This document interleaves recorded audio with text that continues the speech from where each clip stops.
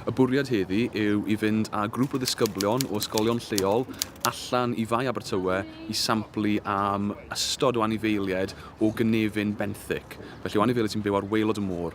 A ni'n gwneud hwn pob haf gyda disgyblion ysgolion lleol mwyn ymestyn allan i ysgolion a rhoi cynnig i fyfyrwyr, darpar fyfyrwyr, weld beth mae fel i weithio ar gwch.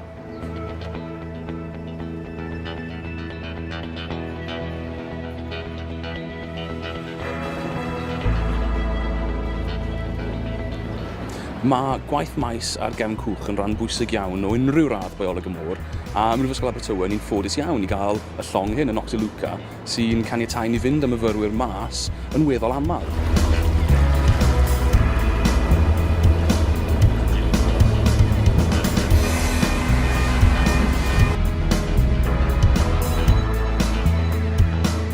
Yn y flwyddyn gyntaf, mae'n ofynnol i fyfyrwyr bioleg y môr wneud gwaith maes ar y cwch, ac yn yr ail flwyddyn eto mae modiwl cyfan sydd gyda elfen o waith maes gyfynol ar y cwch, ac yn eich trydydd blwyddyn, os chi'n astudio prosiect ymchwil gan ddefnyddio'r cwch, mae'r dewis yna ar gael hefyd. Felly un o'r manteision o ddod i Prifysgol Abertawe, yr offer a'r cyfarpar sydd dynnu a'r cynefinoedd a'r anifeiliaid ac organebau sydd o amgylch yma.